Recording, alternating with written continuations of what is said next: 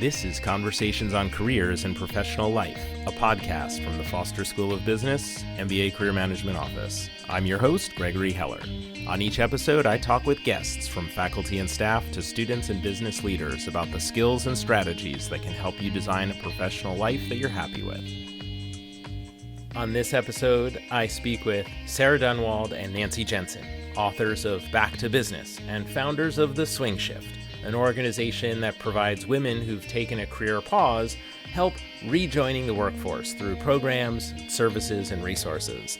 Their book, Back to Business, Finding Your Confidence, Embracing Your Skills, and Landing Your Dream Job After a Career Pause, brings the lessons and advice from the swing shift to readers everywhere.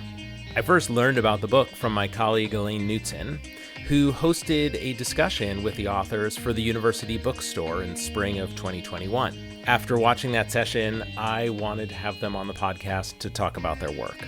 We recorded this conversation back in June of 2021, and at the time, I was well aware of data indicating that millennial workers are likely to take career pauses, or that career pauses are just becoming something that is more common.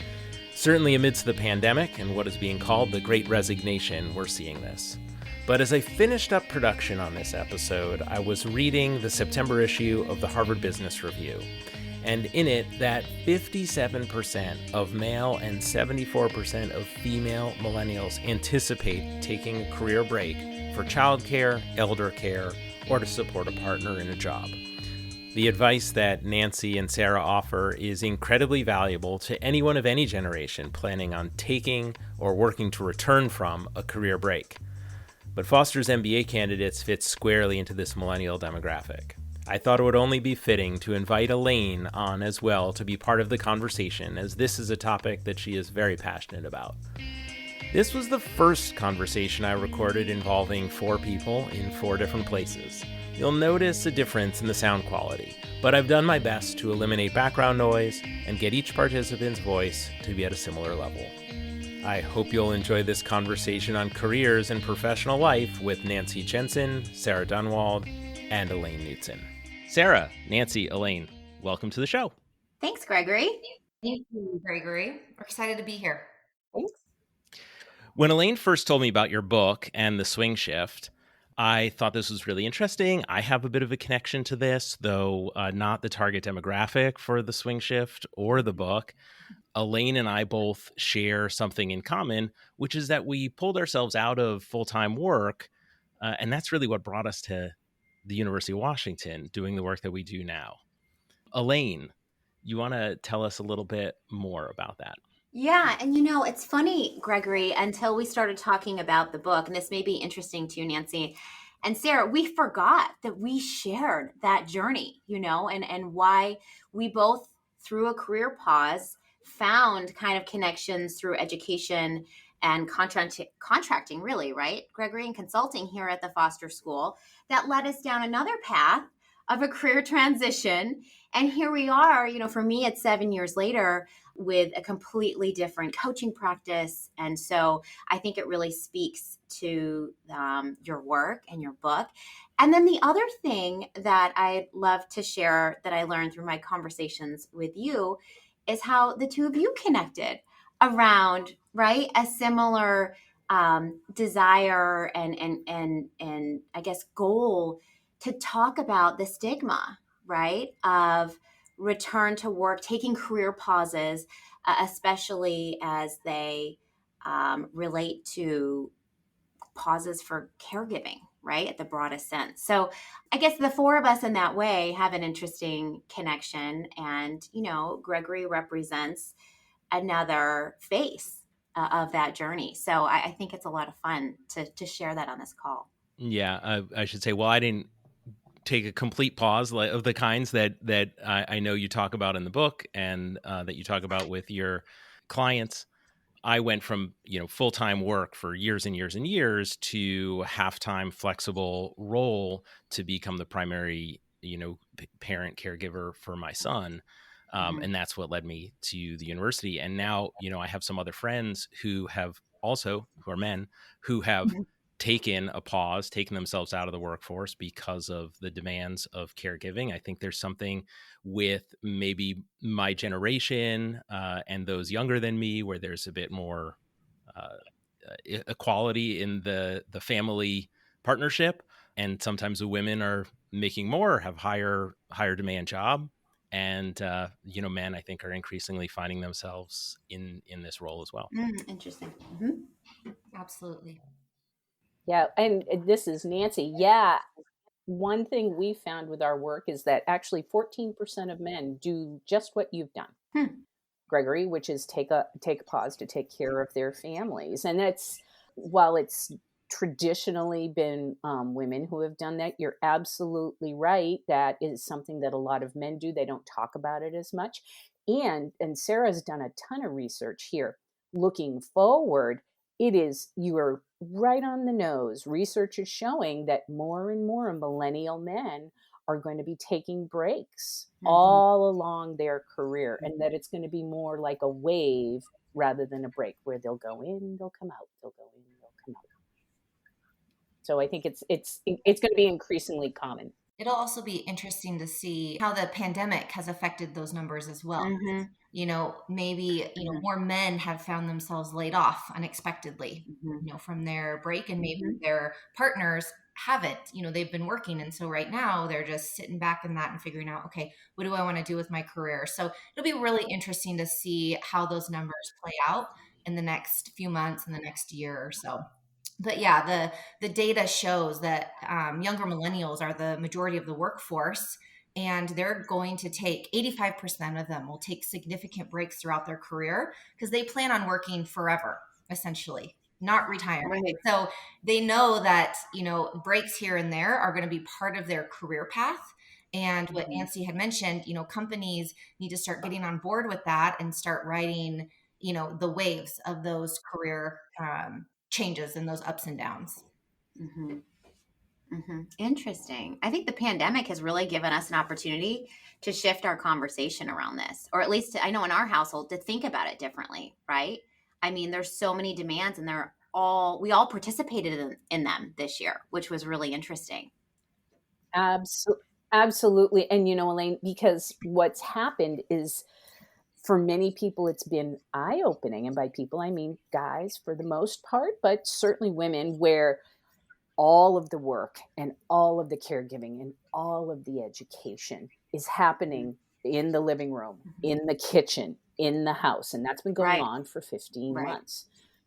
Thankfully, with vaccination rates going up and schools opening back up, that is starting to ease up. But you're absolutely right.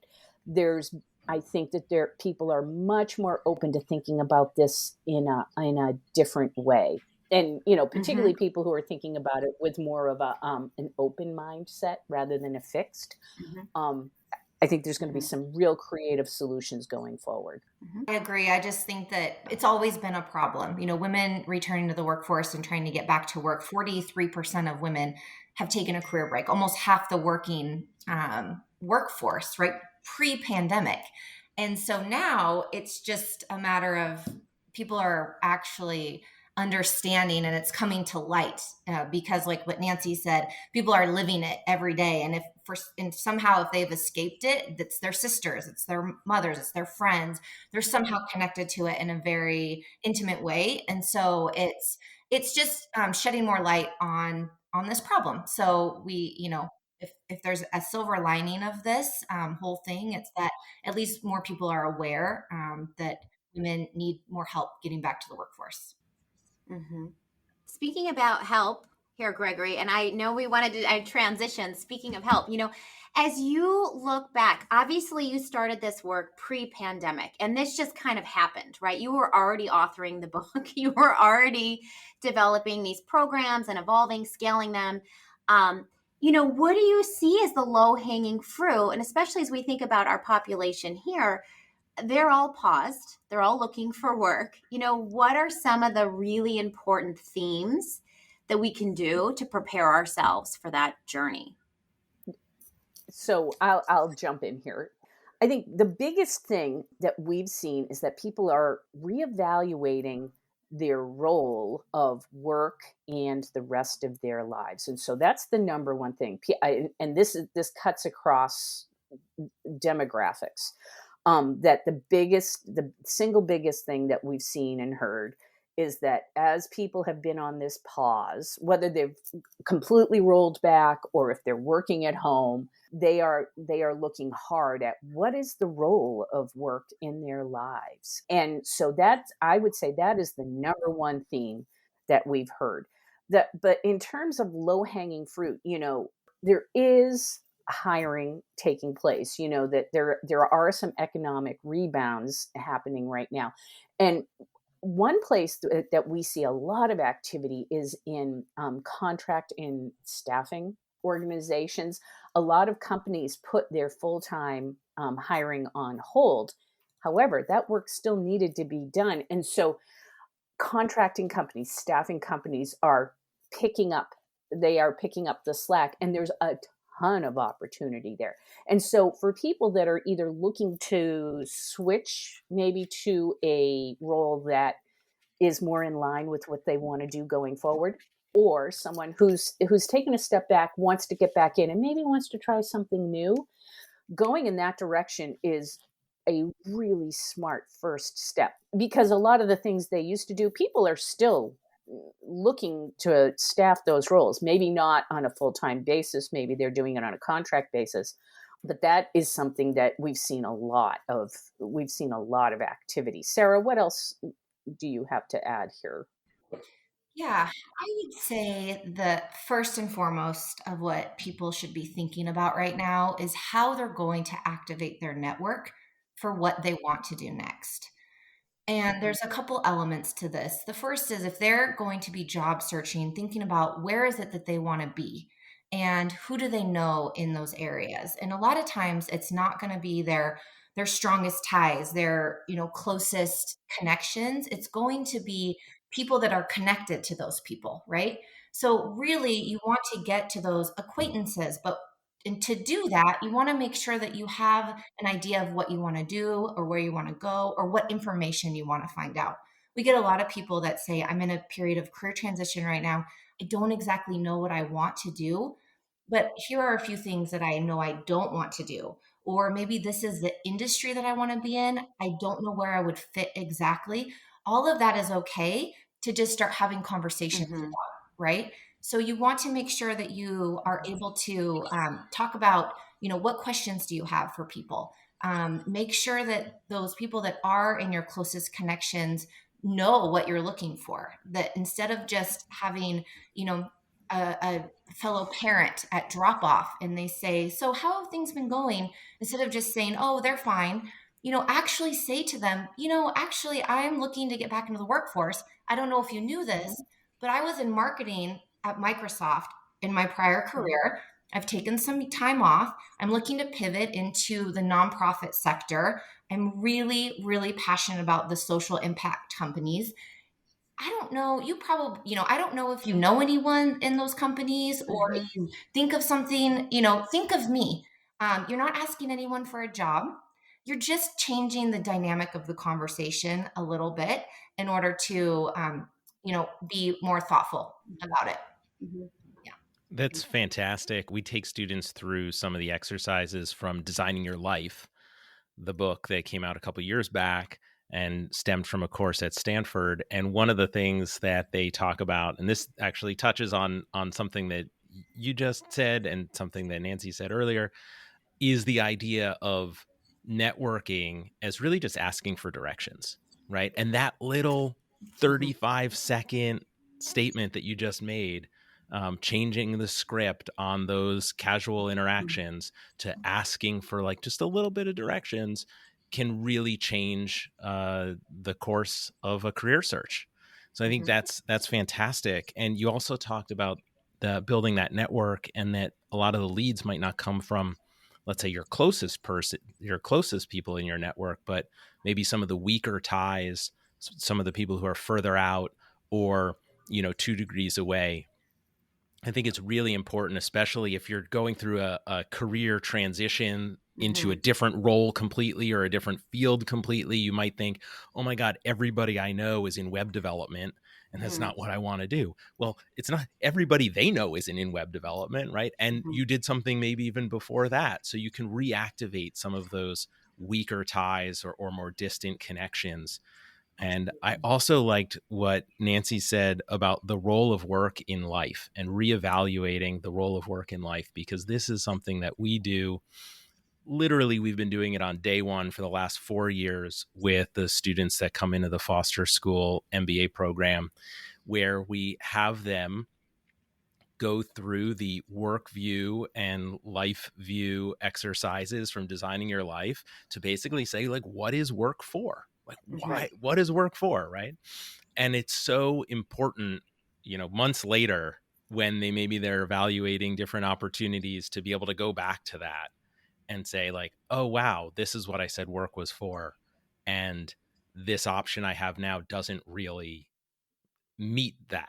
Right. It provides an opportunity for discernment. And a lot of us, we've been on a pause. We've been away from work, even if we're still working. And it's given us maybe some of that time to evaluate what it is we do every day and how it fits into our lives. Well, and Gregory, two things to that. I wanted to jump in, particularly for students who have made an investment in themselves, both a time and a financial investment, being really purposeful about what job it is you're going to take, right? As you finish up your degree, you get a job right out of the chute. It's really important to make sure that it fits with your longer term goals. And, the other thing in terms of that, keep in mind that work has stages. And Madeleine Albright, the former Secretary of State of the U.S., talks about this, where you have times in your career where, yes, you are absolutely 100% heads down on your career. And then you have other times when you need to rebalance that, and one isn't better than the other. What's really important is that you map that out. Right. And Sarah has done that. I have done that. Sometimes things happen where it interferes with that plan. There's that old dictum of man plans and God laughs. So sometimes things get in the way of that, but it's really good to have a guiding principle behind it. The other thing I want to just touch on is that networking sometimes has a negative connotation, and all networking is talking to people. It's just having a conversation. But as Sarah said, I want to loop this around. What Sarah said, and Gregory, what you touched on, it's just, these are people in all aspects of your lives. And again, it's coming down to a purpose, being purposeful when you talk with them and saying just what Sarah recounted. Very simple. But it's hard because it makes you vulnerable. Yeah. I was going to say vulnerability and authenticity. Right. It is real easy to get out of that conversation by saying, things are busy. Things are picking back up again, or whatever. And not to say, I'm actually looking to re-enter the workforce, right? Or I'm looking for a new job, actually. Right. Yeah. It might be the case for some people. And don't you think part of it, I'd love to hear your perspectives on this, Nancy and Sarah, part of it, isn't it just like changing our mindset? So going back to that point of rethinking new connections, when you come into an MBA program, everyone's a new connection, but you can also think about the people that you engaged before, like Gregory said, how do you want to re-engage them in new ways and just own where you're at? Like, this is exciting.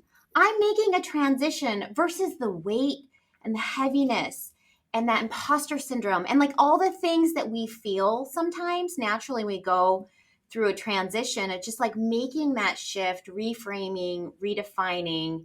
Maybe you have some other examples on how some of your clients have achieved that. Yeah, Elaine, it's really a process, I think, right, for many people. So they do come in feeling shame sometimes, or guilt that they left the workforce, that they're not relevant anymore. What do they have to offer? Their skills are rusty. They don't know anyone. They don't know what's going, it's a spiral, right? Really what we do and what our book really does is it goes through, it's like building blocks, right? So they're essentially remembering what they had given to the professional world and how pivotal their careers were and how exciting they were. And they're just kind of reminding themselves that, oh, yeah, okay, I can do this. And it's, and they get to that point where they do start owning it. I took this break for a reason.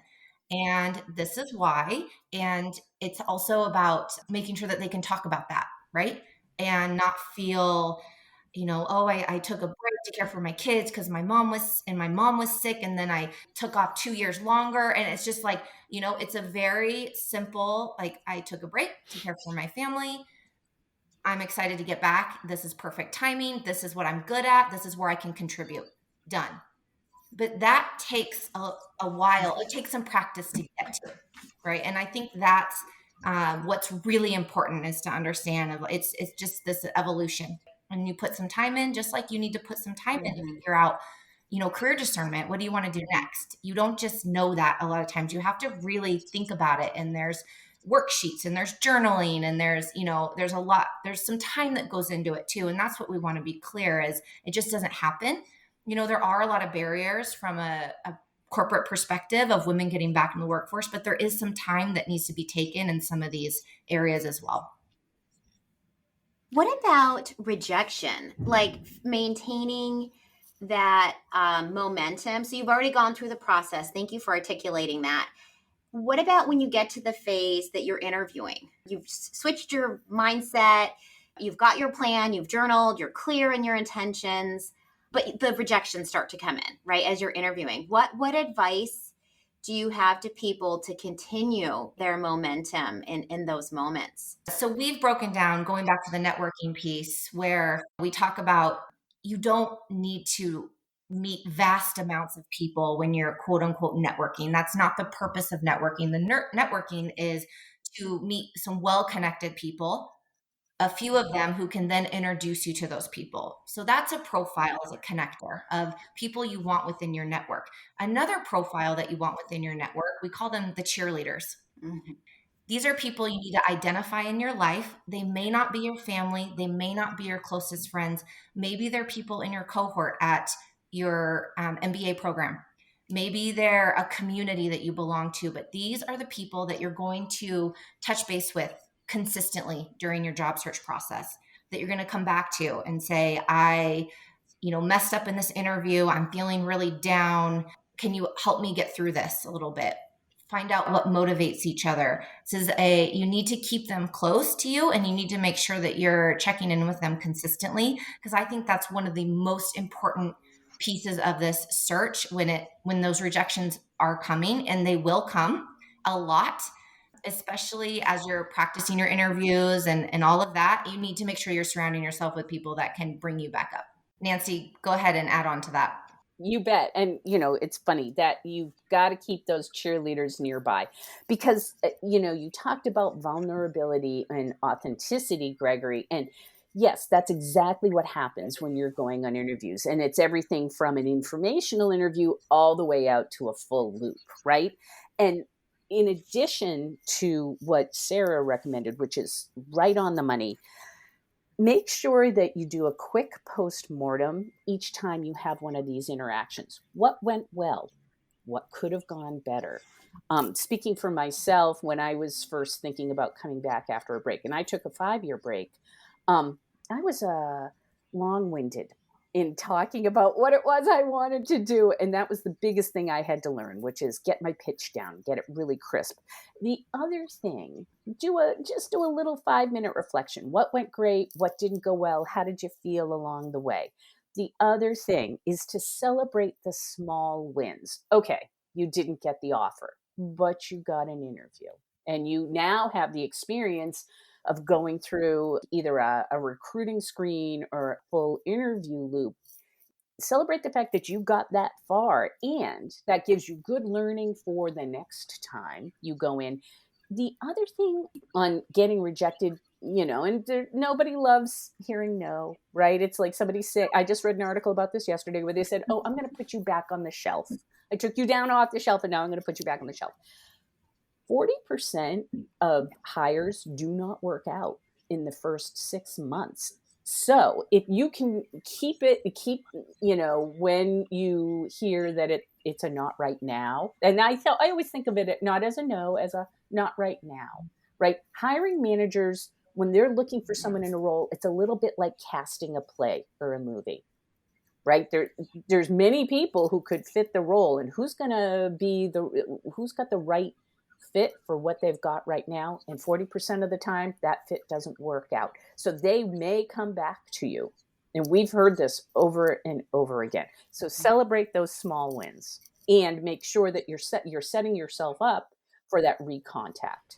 Yeah, I love that. And I want to underscore it. I tell students all the time, as soon as you finish an interview, get out the journal, write down which questions got asked, which stories really worked well, where do you need to find a new story or figure out how to articulate it better, because there is no point other than that moment when you get done with that interview that you're going to have a clearer, more accurate perception of what happened, because the perception is going to be colored by whether you get the next interview or not. And if you wait 2 weeks to figure out what happened, you're not going to remember. That's fantastic guidance. The other thing that I heard you say is really reframe the experience, right? So reframe that the rejection. We say this is, I have an episode of the podcast where I talked with our colleague Julie Bowden about this. Reframe that rejection as not selection, right? If you put in an application and you don't get called for an interview, they didn't like stamp that rejected, we never want to talk to this person again. They just didn't select you. They picked the top 10 people from the pool. They decided to evaluate those people, and maybe they hired someone, maybe they didn't. Same thing for the interview process. It's usually not that they're like, put that one, out to pasture, never want to see that one again, right? They're choosing someone else, which doesn't mean that they are rejecting you. It's not like getting fired, essentially, right? Not getting the job offer is not like you got fired. Right. Yeah, there's no failure here. Right. And it's really all about, a lot of times we also say it's about timing. It's just about timing. Even, working in general and meeting with people and talking with people, if they don't have the time or they don't respond to you, it's not you, it's them, right? The timing just didn't work out. And I think the same as with interviews too. Like, you have no idea if that was staffed internally or if that role closed, if you haven't heard back. There's so many factors out there. They may not have even seen your resume, Gregory. That's the other thing. If you put your resume in and you don't even hear back. With the software system, they may not have even seen it, right? So yes, it's not a rejection or a character defect, right? It's about timing for most of this stuff, I feel like. And it's so funny that you just said that, Sarah, because I was thinking the exact same thing in that moment. I'm thinking about where I'm at right now with our second year class and the ones that are still seeking this time of year. And I've just had this conversation. And I always say, it's about luck. Yes, you can prepare. You have to have your pitch. That's critical. You have to be intentional. But it's luck, timing, and who you're up against in that particular moment. And don't you think that ties back to your original point, which was to own your search, own what you're trying to accomplish, and tell people often, right? In a positive, light, refreshing way. Because I think that could align then right? I mean, I was just remembering the first couple chapters of your book, and you profile different people. And I think that really came through to me, is that, continuing to have conversations, and then timing just worked out. Maybe it was at school, maybe it was, through a family member. And I think that our students experience that too, right? Engaging everyone in their process. Absolutely. You create your own luck, right? That goes back to that, essentially. Mm-hmm. Mm-hmm. Yeah, you miss all the pitches you don't swing at, right? That's the other. All those things come into play here. Yeah. Right. Yeah. I think one thing to keep in mind when you're looking and you're on a hard, heads down, dedicated search, it can be discouraging. There's no question about it. And so it is really important to make sure that you say, okay, so I got this far, and then I got this far, and then I got this far. The other thing to keep, and just remember that you just don't know what's going on the other side, and they may never tell you, right? You may come in and you think you've killed it on the interview, and they're saying, we already have somebody who's just like you, and we need a more diversified workforce. We need somebody who's got a complementary skill set to the folks that we have in. But they'll still tag you away for future hires. But we like you, and in the future, we would love to talk with you again, right? They may or may not tell you that, but that's something you've just got to keep in mind. And Gregory, I got to reemphasize the idea of just taking 5 minutes to say what went great, what didn't, what would I do differently next time? Yeah. Really smart. How do you recommend staying in touch with those folks though? So in that scenario, and that's something I know that Gregory and I talk about all the time, that's a tricky balance, right? So they've given you a decline, but you still want to stay in touch. Any techniques or tips that you give your clients? I think it depends on the role and how the whole process went. But, it's okay to, maybe send an email every other month, or just to say, hey, hope all is well. If there's something happening in the industry or their company in particular, say, oh, I read about this, lots of changes, hope you're well. Just keeping them kind of updated, not long paragraph emails, they won't get read, but very simple, like just to stay top of mind. And then of course, make sure that you're linked with them on LinkedIn. Make sure that you are being engaging on LinkedIn. You're posting, you're commenting. If they are really active, make sure that you're commenting, you're liking, you're sharing what they have to say. You're offering maybe an alternative opinion. Just engage to make sure that you're staying, on the top of their feed as well in their LinkedIn. Because we all know recruiters live on LinkedIn at this point, right? This is where 94% of them, I believe, is how they get their hires. So it's important to, if you have their email, great, but that you don't want to saturate them with those and they might stop just looking at them. But social media for that, LinkedIn especially. Yeah, on the email front, I had another guest on the program, Kristen Graham, and she talks about you really only want to... We know Kristen. Yeah, she's fantastic, right? Yeah. The email should be less than like 110 words, right? It should fit on one smartphone screen. Like a tweet. Right? Or less. Yeah. It is? Yeah. Right? Well, if you can read it in your previewer on the mail. And I absolutely agree. LinkedIn, like if you haven't reached out to them, do connect on LinkedIn and say, it was such a pleasure to talk. Sorry it didn't work out, but keep me in mind for the future. That's it. Yeah. Something I want to underscore there also is there can be, a candidate can get upset that they don't get the opportunity, and they can maybe fall into negative feelings about the company or the people. But it really is so important to play this long game. If it is an industry and a company that excites you, you can't take each of these decisions that gets made personally. You have to play that long game and stay in it, because it isn't that personal snub. Right? No, that's absolutely right. You want to stay in the pool so that you can get picked up again for another opportunity. And that next opportunity, it might not even be in this job search. It could be after you get another job, work there for 1 to 3 years, and then, you want to come back to that other company again, right? Or if that contact moves to a different company, you're creating the contacts, right? Like, yes, if you want to work at a certain company, that's great. But again, it's the long game, Gregory. Like you said, that person can move to a different company and be like, I interviewed someone that would be perfect here. Maybe they weren't here, but they would be here, right? So yes, it's definitely rising above those feelings of turmoil and anger, and taking a deep breath and saying, okay, what should I be doing here, versus that knee-jerk reaction that we all feel at times.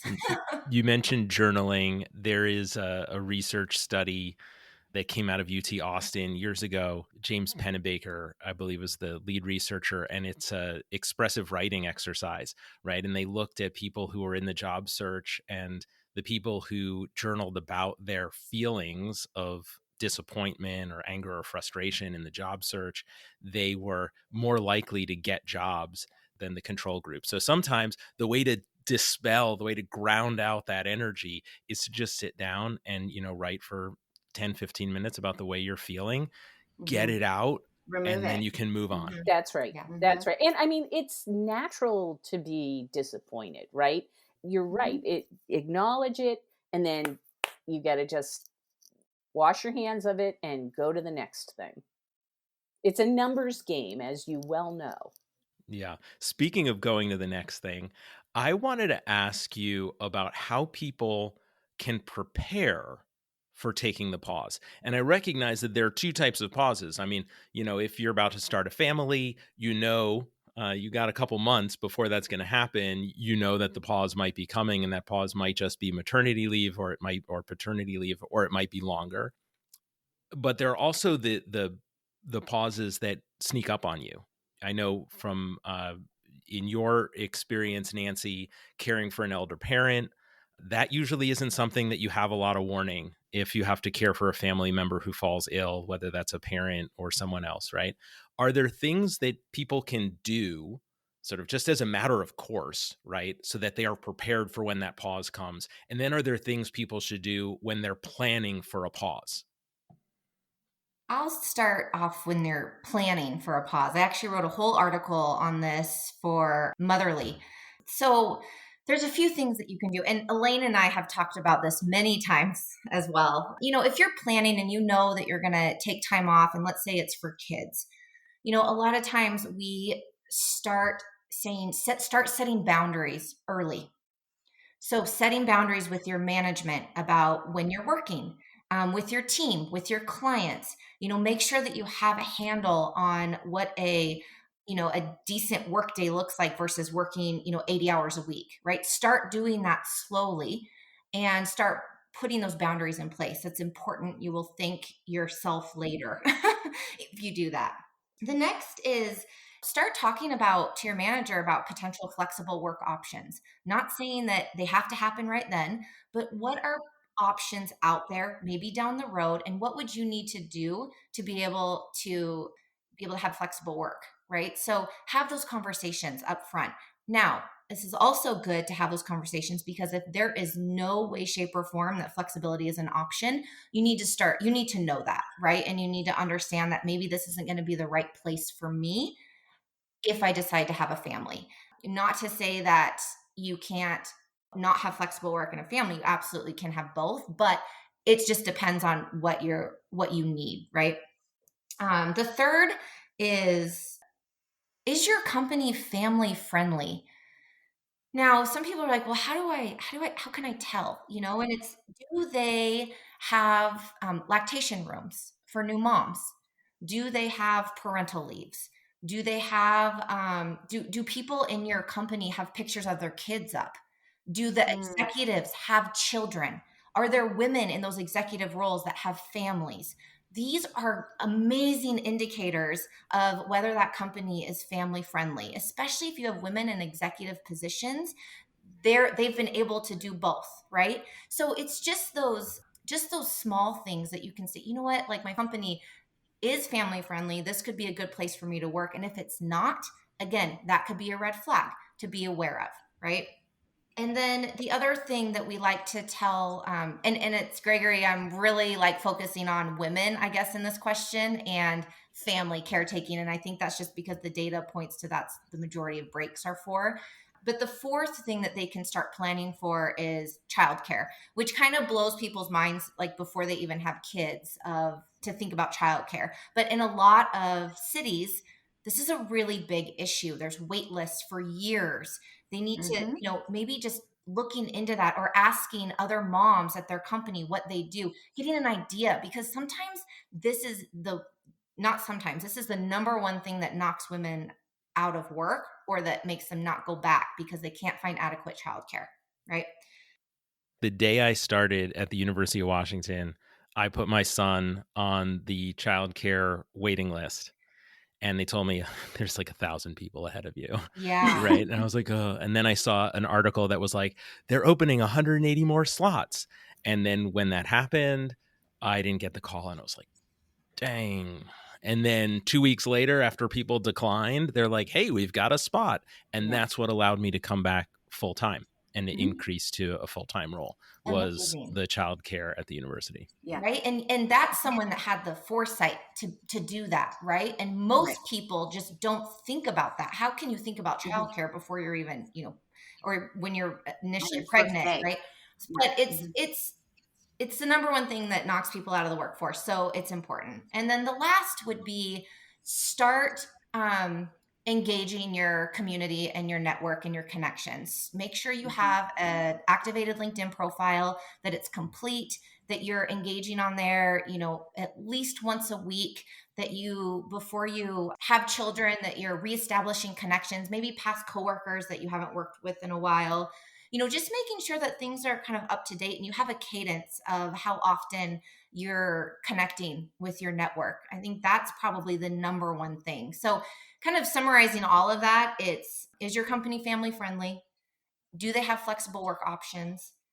Start establishing boundaries, potential childcare situation in your region or your city, and then start activating your LinkedIn. On that last point, there's a saying I really like. I heard it from Jordan Harbinger on his podcast, which is dig the well before you're thirsty. And I think it speaks to the networking part of this, and it also speaks to the preparing for if the pause might be precipitated by the arrival of a new family member, is prepare for what that's going to be like in terms of childcare and schedules and things like that before you have the sleepless nights and the diaper changes and all that stuff. Yeah. What about the other side, Nancy? Anything that you would add for the unexpected? Because I think some of those apply across the board, but some, it's a lot easier when you start, your adrenaline's going because you're going to have a little one. You're like, okay, I can get it together for these things. What about looking back, some best practices for those unexpected pauses that we could have established beforehand? Yes, and I'm glad you're bringing that up, because in a perfect world, everybody plans proactively. The reality, and what we've heard from the hundreds and hundreds of folks that we've worked with, is that when women, primarily women, but guys too, when you're taking a pause, for the most part, it is an unexpected event. And it tends to fall into, 3 buckets. There's a health issue, either your own or somebody in your family that requires you to be hands-on with that person. In, building your family situation, the baby arrives, and then all of a sudden, either you don't want to go back, or the baby maybe needs more or different. Like my second child was not a good sleeper, and I was a zombie for a year. And that's very common. The third thing is when you have an elderly parent, these things, they happen a little and a little and a little, and then a precipitous fall, either physically or metaphorically, occurs, and you've got to go be hands-on. And you can't plan for those things. What we found, people who have been most successful in managing this with work, they're upfront with their company, with their management and their team, where they'll say, I need to take a short leave to handle this family event. And then what that does, if they're able to do that, it gives them the space and the freedom to really figure out what is going on. Right? What do their parents need? What does their child need? What is the healthcare situation looking like? And that's the single biggest success factor that we've seen with people who have done this, when they've had a reactive break that they've had to fall into. What we found, of course, is transparency. What we found for many people when these things happen is that, as Sarah says, both the affordability and the accessibility of childcare is prohibitively expensive, particularly when the second child shows up. And so for many people, they look at the costs associated either with childcare or with elder care. In-home services is 3 times. I can tell you that It runs anywhere from $50,000 to about $80,000 a year if you want to have an aide come in and take care of your parents. That's super, super, super expensive. And so for many people, they take that role on. It's unpaid. It's almost always women that do this work, and it prohibits them from returning to their full-time work.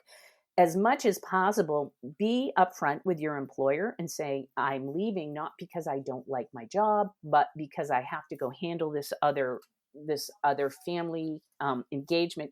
Stay in touch with them if you can. If you feel that you can manage a contract or a part-time engagement just to keep your hand in, do so. And then everything that Sarah talked about, look for places that are flexible, look for places that have remote work.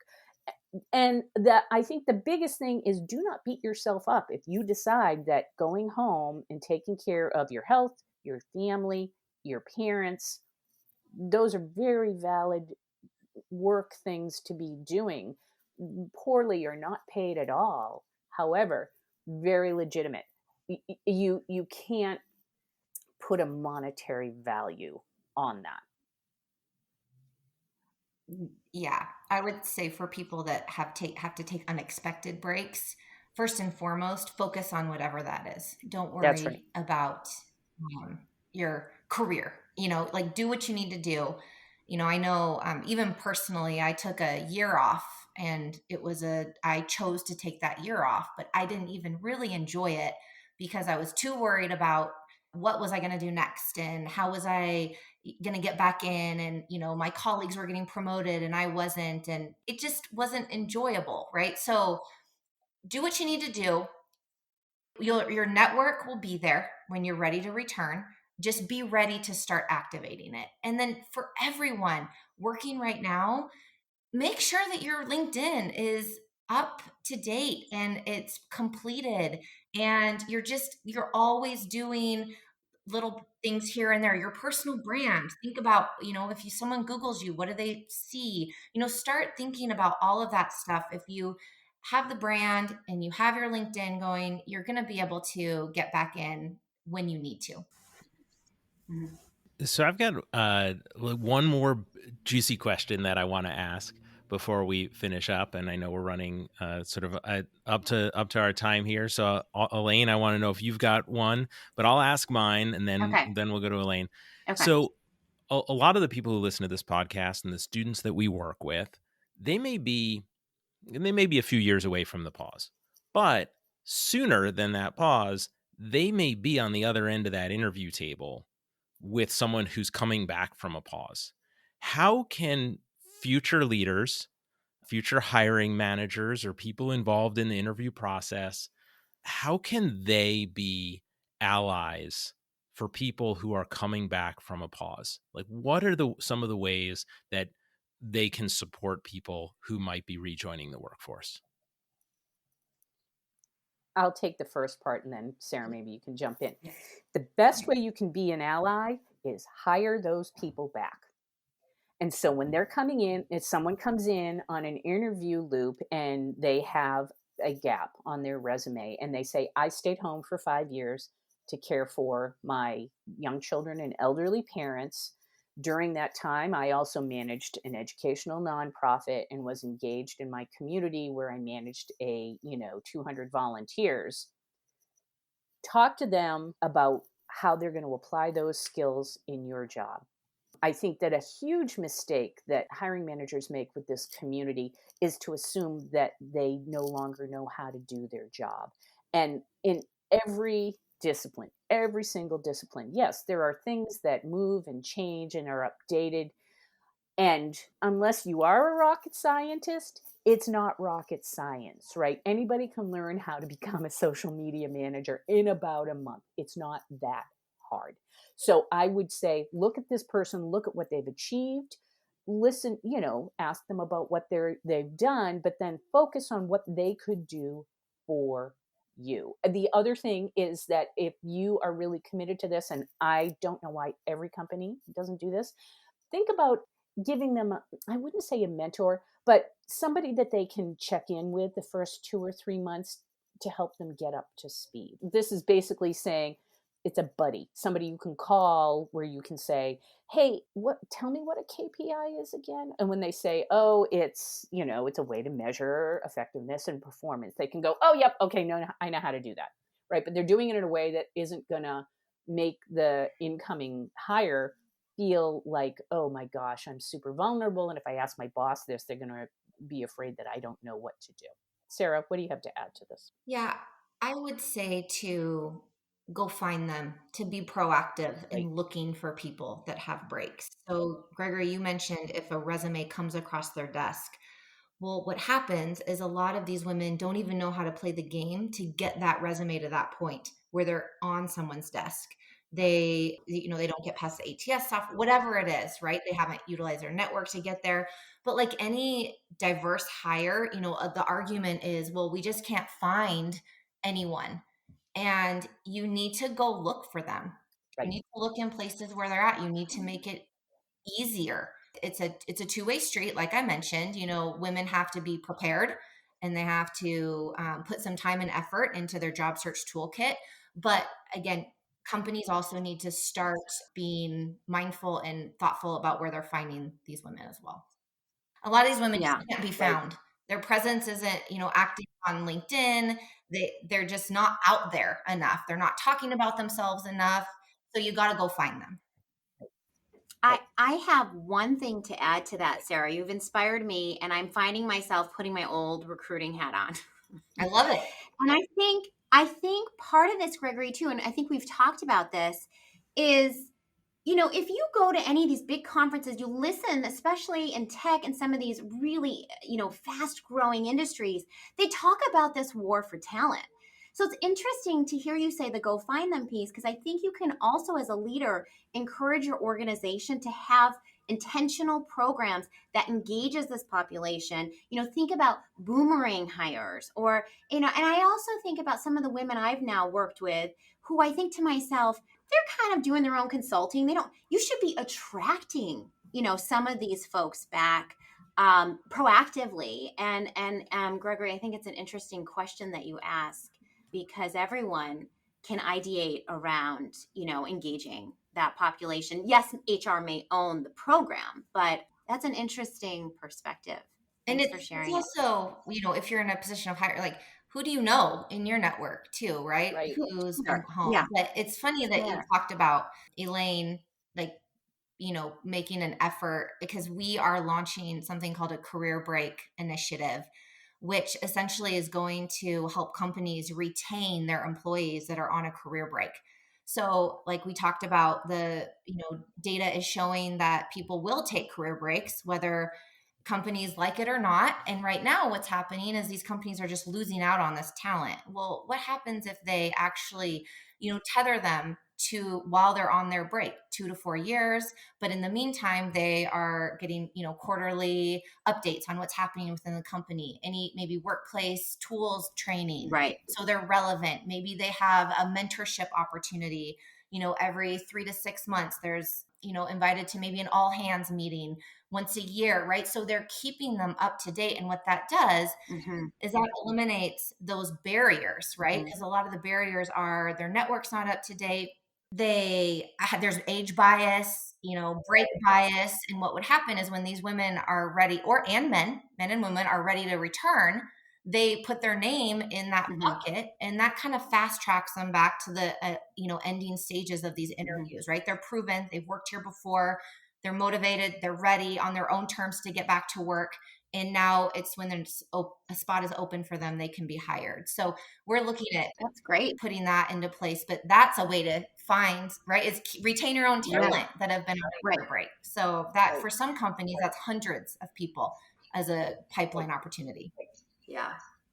We are at time. I did have one last burning question, but I don't know if you guys are free to do another couple minutes. Yeah, sure. Okay. So mine, as I think about the theme that really has come forward for me after reading the book and connecting with you both, over the last few years. And I know this is a theme that Gregory and I have talked a lot about over the last year uniquely. And it's this concept, I'm going to use the term of reframing the idea of networking to building professional community, because it seems like that's the core here, and it's relevant for our population. So how do you think about building sustainable process into your daily work life for that exact act of networking or professional community? Because when we're busy, it's not top of mind. When we need a job, it's top of mind. Right. So it's like, how do those things come together in a sustainable way, right? Whether you're in a full-fledged search or you're just forgetting about how hard that moment was. Absolutely. We like to think of it as being of service to people and making it's almost like that give take, right? So when you're not needing something, you want to be giving, right? You want to be making those introductions. You want to be helping people as much as you can. You want to be offering advice. You want to be a mentor if you can, right? So you are being of service to others. And if you need to remind yourself to do that, then do it, right? Like maybe it's I need to do one deed for someone else that I'm not expecting anything in return professionally. Maybe that's once a day. Maybe that's a couple times a week, right? But that's a way that you can put maybe a process around it. And that's really how you build a sustainable community is you're making sure that you are also giving on a consistent basis. Even when you are taking, even when you do need that help, you are still in a position to give always. You always can. You have a network. Maybe it's not best for you right now for what you're doing, but you can always help others. And so it's just doing small things add up to big things. Right. I would say, and I'm a little more structured because I 100% agree with what Sarah is saying. When you're looking for a job, we suggest that you set aside a couple of hours a week, usually on a Friday, where you proactively reach out and then you reactively look for what's coming in. I do that. I actually practice this where, I am not looking for a job right now. We have plenty of work to do, but I do once a week on Fridays. I just reach out. Sometimes it's a very quick, hey, how's everything going? That's it. To people that I have worked with in the past or people that are in my current community. And as Sarah says, a lot of times they'll say, oh, well, things are hard. I'm looking for a job. And I'll say, oh, let me introduce you to person X, or did you know about program Y? And I have it on my calendar and I get a reminder. And, sometimes it's simply doing an outreach. Sometimes it's making an offer, but I just have that physical reminder, and technology lets you do that. It just gives you the little reminder, Right. And it's like everything else. Don't beat yourself up if you don't get to it this week, but make sure that you stay on top of it. I love this. This is like the philosophy and the structure. Gregory will always say, if you don't block your calendar, it's not going to happen. So, but philosophically, how you think about this process and in the ecosystem you're going to be in. Yes. For a long time, for decades. Yes. That's really great. I love that. Thanks for sharing. For some people, if they're not working right now, they get this feeling of like, well, what do I have to offer? What do I do? And do this in your personal life too, right? Yep. That's part of your network, your personal connections. Just do it. Start making it a habit of being of service to others, and it will come around personally and professionally. So. Yeah, I think this is a great place to leave it, because there's just this shift that happens when you are generous and you help other people and you realize that you are resourceful. Elaine and I are both coaches, and there's a coaching sort of mantra, that the coach training I went through shares, which is that people are naturally creative, resourceful, and whole.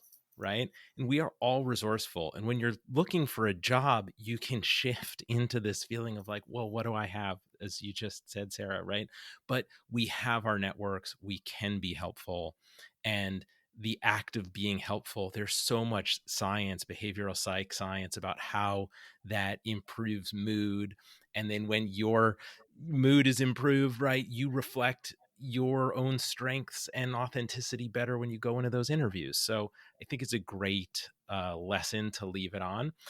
The book is called Back to Business. The website is theswingshift.co. You have a lot of resources on there, fantastic resources. Is there anything else that you'd like to share with our listeners? Podcasts, articles, magazines, anything that you think is just a really great thing for people dealing with the return from the pause or the job search or what have you, that they should take a look at? Absolutely. Also, our book website has some free downloads on updating your LinkedIn and resume. And then it has a link to our e-learning course as well. And the book website is backtobusinessbook.com. So that's easy to remember. And then on our website, we have a lot of free content for people that they can download. We interview different job search experts on various topics. And so all of that is free content. And just follow us on social media, our Instagram, Facebook, and LinkedIn. We're at The Swing Shift Co. Fantastic. And I will put links to all of that in the show notes. Thank you so much, Nancy and Sarah, for having this conversation on careers in professional life. And thank you, Elaine. It's always a pleasure to have you on the podcast. And this was a great experiment. The most guests on one of my podcast shows ever. So one for the record books. Thank you. Thank you all. And this was really great. Yeah. I love it. It's like we had a talk show hour, right? I know. This is great learning for all of us. Yeah. We covered a lot of important ground in this conversation. Some of the ideas that really stick with me and that I think are important for my MBA students to think about are how to assess whether a workplace is family friendly, if you have kids or are planning to start a family, the importance of cultivating your network and tending to it, especially while you're on a career pause. The importance of keeping rejections in perspective, which is something I've talked about a few times on the podcast, including with my colleague Julie Bowden. I'll put a link in the show notes. And lastly, how to be an ally to those who are returning from a career pause, both as someone in their network and also as an interviewer or hiring manager. As always, you can find links to the books and resources we talked about in this podcast on the website at conversationsoncareers.com. While you're there, look for a link to a short survey. Whether this is the first or 40th episode of the podcast you've listened to, I'd love your feedback. Thank you for listening to another episode of Conversations on Careers and Professional Life. I'd love to hear what you think about the podcast. You can email me at gheller@uw.edu. And if you've enjoyed this episode, please share it with a friend or classmate.